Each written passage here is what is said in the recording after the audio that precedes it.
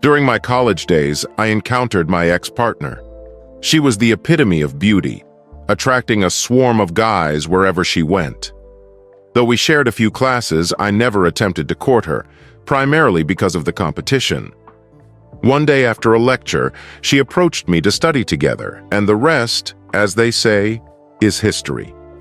We proceeded to tie the knot, and we both ventured into the workforce, operating in the same industry but different firms, an industry predominantly dominated by men.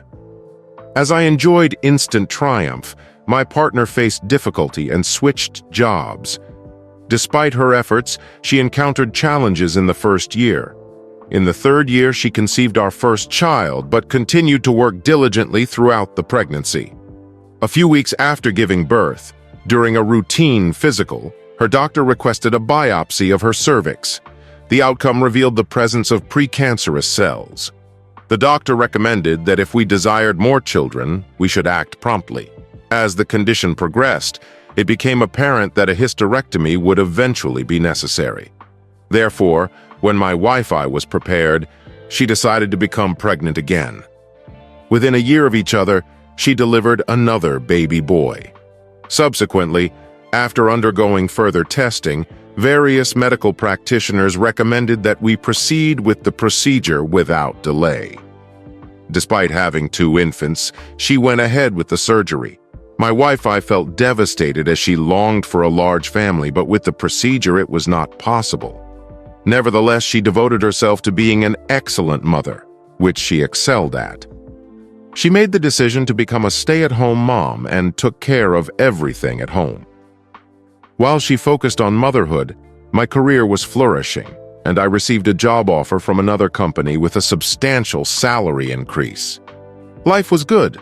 Later, when our boys started school, she volunteered at the school and became a vital part of the community. I should note that we had dear friends, A and B, whom we attended school with and interacted with frequently. Our families began their journey of parenthood around the same time, and they have a son. We spent quality time together, going on vacations, having dinners, and engaging in various activities. Our friendship was unshakable. After the birth of their son, A resumed work and achieved significant success in her career. B also had a good job, but unfortunately his position was terminated in 2000 and the first year. B faced challenges securing a job in his field due to the economic conditions at that time. Consequently, he decided to become a stay-at-home father while continuing his job hunt in our locality since they did not want to relocate. During this period, my ex and B carried out activities together with the children. Even when the kids started school, they still spent time together. Unfortunately, it later came to light that they had an affair. I am aware that this story is lengthy, but it is not yet complete. After about a year of this hot sex in the OMB, asked my ex if she and I had ever talked about a threesome. Although it was merely a fantasy, our sexual relationship was still great, albeit slowing down. B proposed adding his friend into the mix, and my ex agreed. On the appointed day, C arrived at B's house and removed his suit. As my ex and B got into the groove, they engaged in their threesome. Afterward, the third party mentioned that he typically had to pay for sex. Consequently, they left him a couple of $100 bills and inquired if he could have a one-on-one session with my ex. She informed him that she needed time to consider it and that B would get back to him. Eventually, C proposed someone else, and that was how A's business commenced. Later on, B secured another job and had to leave my ex to fend for herself. She acquired a separate cell phone for her business. Additionally, she rented out a storage unit, which she transformed into her closet and office. Using the money earned, she purchased outfits that her clients requested. To avoid detection, she even bought a car that was not her minivan to avoid being spotted at hotels. The men had to pay for a room at a decent hotel, while she kept the car at the storage unit, and all transactions were in cash. As far as I know, she never brought the money into our family's finances. During summer, we sent our children to various day camps. She asserted that she had adjusted our budget to accommodate the expense. Her work hours were limited to school hours, and she occasionally picked up the boys from school. In her absence, B took over and looked after them until she returned. Our familial life remained unaffected. Admittedly, I was working excessively and striving for advancement. Therefore, our weekends were reserved for family time, and sexual intimacy was usually reserved for those days. I believed this was the most suitable arrangement due to my demanding work life. We would usually spend our evenings snuggled up on the couch, binge-watching TV shows. In 2016, our eldest son had started college, and the younger one was in his final year of high school. One day, I received a call from B informing me that my ex-wife was in the hospital. He was unclear about the details, but mentioned that she was severely injured. I rushed to the hospital only to find my wife hooked up to various machines. She had already undergone cleaning and x-rays, which revealed a broken jaw, broken nose, and fractured orbital bone.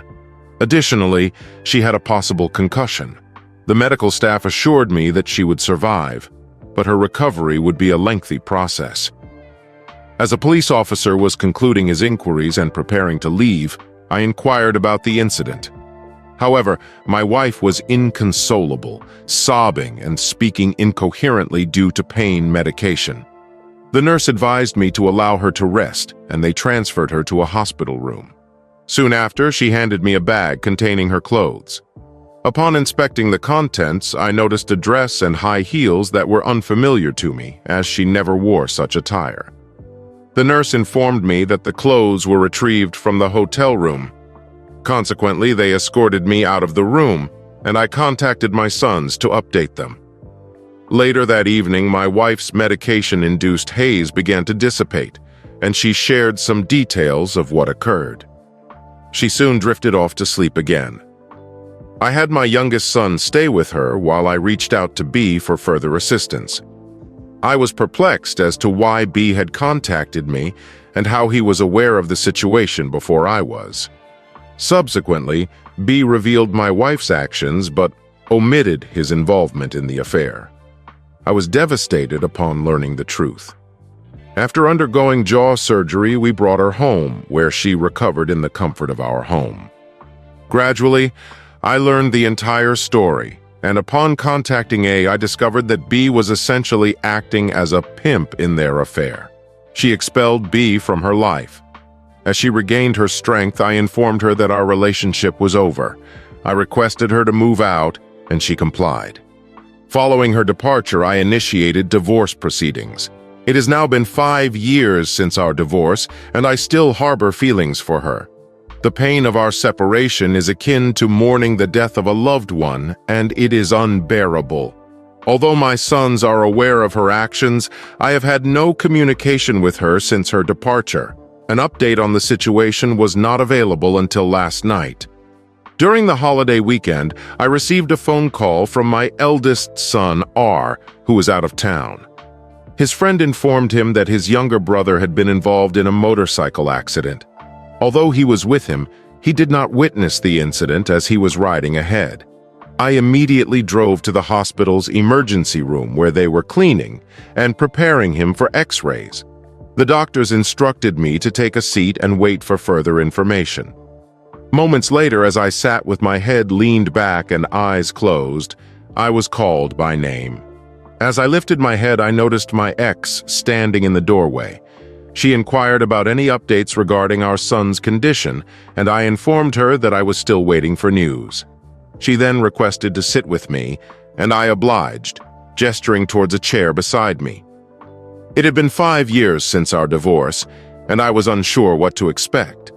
I anticipated that she would have disfigurements from the beating, but to my surprise, her face was relatively unscathed, albeit not as flawless as I recollected. However, the most prominent change I observed was the absence of the sparkle in her eyes. Her sparkling eyes were a feature that I fondly reminisced about, and even with a mask on, they did not appear the same. It was amusing how I noticed the difference when she smiled, as her face used to light up. I surmised that she probably had a resting bitch face now. Nonetheless, while anxiously waiting for news, we engaged in some small talk. She complimented the landscaping work I had done, and admired how the plants had matured. Although I had attempted to purge any thoughts of her during and after the divorce, it was pleasant to hear her appreciation of my efforts. I replaced the bushes in the yard, which was something she had previously planned and planted. However, I neglected to mention that I also renovated the inside of the house, including tearing down a wall.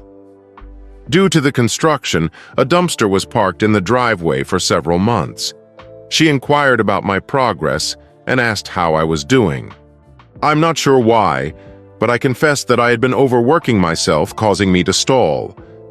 However, I have since sought help from a therapist and started exercising regularly, including taking up bike riding. Following a brief stay with B for a couple of months, she sought guidance from a counselor who suggested enrolling in college courses related to her degree. It took her a couple of years to complete the courses, but she remained determined and is currently employed full-time. The doctor arrived and assessed the extent of his injuries, determining that the most severe were his foot and ankle, which were pinned under the bike during the accident. Surgery was scheduled for today, but overall, everything appeared to be good. However, he will need time to heal and undergo rehabilitation, and he will remain in the hospital until at least tomorrow, depending on his head injury. I offered him a place to stay at my house since I have enough room and can work remotely. We will finalize the arrangements today, but it also means that his mother may want to visit. Update 2. The healing process will be beneficial for me. My son is making progress in his recovery, but he still has a ways to go. We have agreed that he will stay with me during his convalescence, and he intends to resume work next week. Fortunately, his boss is arranging for him to work from home. It's challenging for him to sit in the back seat of my SUV, and he needs to stretch out, so driving him to work and back would be a nightmare. Many people have been inquiring about his ex visiting, but I usually leave and head to the gym when she comes over. Perhaps a bike ride would be better. My oldest son suggested having a sit-down dinner with the four of us, but I declined. My ex has been very understanding and has not pushed anything. She comes over to spend time with our son and will occasionally cook, even bringing groceries.